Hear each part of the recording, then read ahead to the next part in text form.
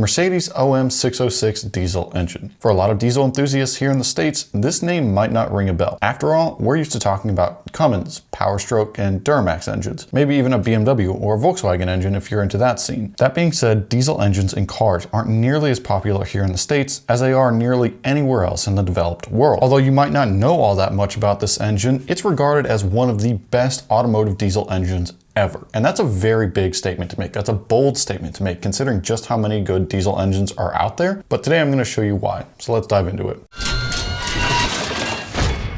The history of the OM606 diesel engine starts all the way back in the late 1980s when Mercedes needed to develop a new engine to replace their aging OM617 and OM603 diesel engines. While both of those engines are very good in their own rights, they have a lot of pros, a lot of cons, they were simply aging. Mercedes needed something newer and fresher to keep up with the market and continue to sell their diesel cars. With the new OM606 engine, the goal was pretty simple. Take what they had done with their other diesel engines and simply improve upon it. They wanted to develop an engine that was more powerful, efficient, and environmentally friendly than its predecessors. And to do this, they needed to bring some modern innovations to the platform. And it took Mercedes a few years to develop this engine, but once they did, they dropped it in 1993. And with it came a number of advanced features that we hadn't really seen before that separated it from the pack. But before we get into what makes the OM606 special and interesting, we should briefly cover some of the basic specs just so you and I are on the same page about what we're talking about. Just getting straight to the point, the Mercedes OM606 diesel engine is an inline-six engine with a total displacement of 3 liters. That's achieved through a bore and stroke of 87mm by 84mm respectively. The compression ratio varies depending if you're looking at an earlier naturally aspirated version or a later turbocharged version, at 25:1 for the NA models and 22:1 for the turbo models. The block is constructed from cast iron, just like the OM603 before it, and the cylinder head is made from cast aluminum. A big thing that separates the OM606 from the OM603 before it is the change from a single overhead cam on the 603 to a dual overhead cam on the 606. And with the dual overhead cams combined with 4 valves per cylinder, you ended up with a surprisingly efficient, surprisingly well-flowing diesel head, especially for something from the 90s, at least in theory. Again, because of the fact that there are turbo and non-turbo variants, power ranges from 134 up to 174 horsepower, which is really not all that much considering one of these engines has forced induction. But power isn't everything, and certainly doesn't tell the full story of what makes this engine special. Okay, enough with the basic specs and info. Sure, they're important, but they're kind of boring. So let's dive into what makes the engine interesting. And starting this off, we should take a look at the weight of the engine, because this is an area that the OM606 really excels in and really surpasses most diesel engines, especially American-made diesel engines. Coming in at 463 pounds dry, the OM606 is extremely lightweight for a diesel engine. And seeing how this engine is often referred to as the European 2JZ or the diesel 2JZ, whatever you want to call it, I think it's actually fair to compare it to the 2JZ in terms of weight. Now, for those who don't already know, the Toyota 2JZ is a legendary gasoline engine from the 1990s that happens to also be a 3-liter inline-six, just like the OM606. It makes a decent amount of power in stock form, but it's really praised for its ability to make power with aftermarket parts. Regardless of that, both the OM606 and the 2JZ are a 3-liter inline-six engine. However, the 2JZ actually weighs more than the OM606. As a real quick side note, I think part of the reason that this engine is referred to as the diesel 2JZ is the fact that it actually kind of sounds like a 2JZ. It doesn't really sound like a diesel engine, especially an American-made diesel engine, or even most German diesel engines. It just flat out sounds like a proper inline-six performance engine.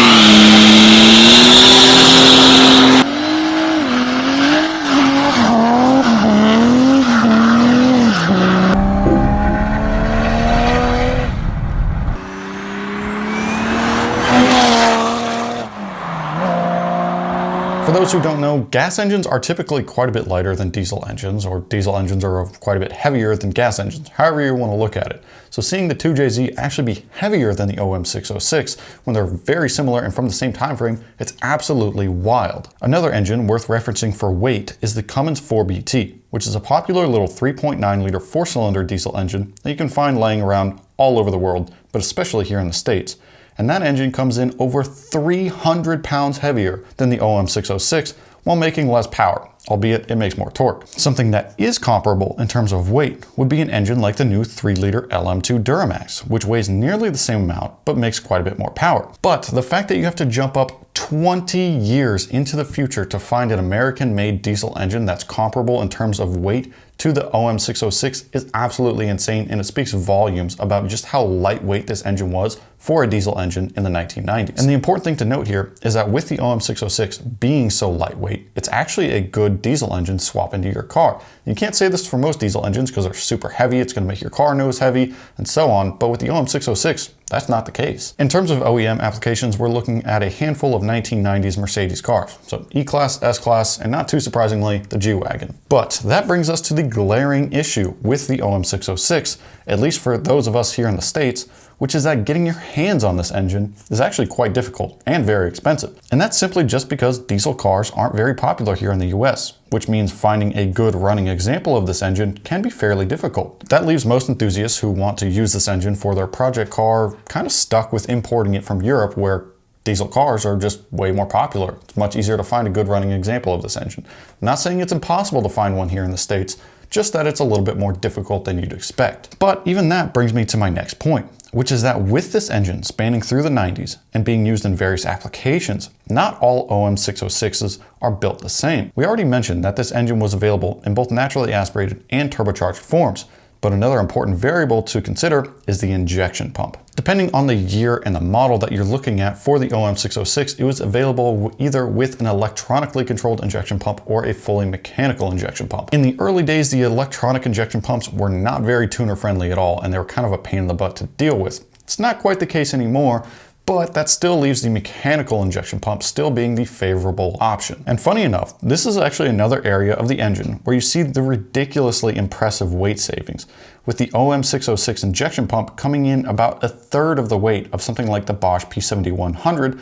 found on the 4BT. That's far from an apples to apples comparison, but is still something worth highlighting regardless. With either the mechanical or the electronic injection pump, a good way to pump up horsepower is to add something like a Holset HX35 or even an HX40. This is of course assuming we're talking about the turbocharged version of the OM606 and not the naturally aspirated version of it, because if you were to slap on a ginormous turb ski like an HX35 or an HX40 on the NA OM606, you're likely to see a connecting rod enter the atmosphere. And you might think I'm kidding when I say that, but the size difference between the connecting rods and the pistons on the turbocharged and non-turbocharged versions of this engine is pretty stark. I want to give a big shout out to teambhp.com for the images that you're about to see, and I'll leave them linked down in the description below for you to check out yourself. This helps clearly illustrate the point that I'm trying to make. In this image here, you can see the bottom side of the turbo OM606 piston on the left and an NA piston on the right.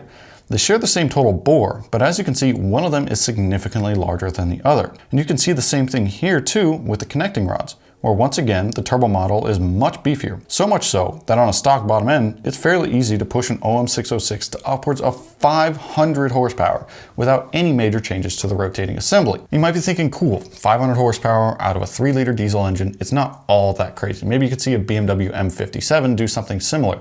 But the thing that you're missing here is that making that kind of power on that lightweight of an engine is borderline unheard of for a 1990s diesel engine.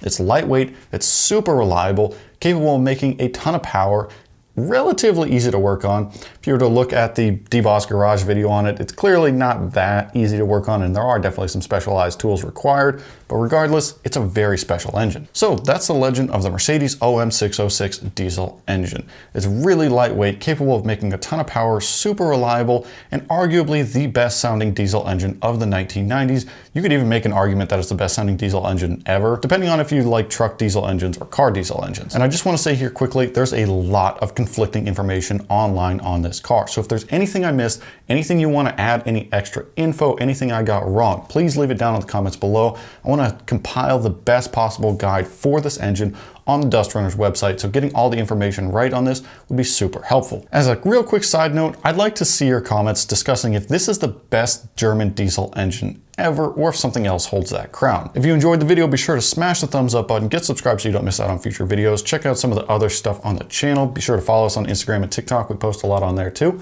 I'll see you guys in the next one.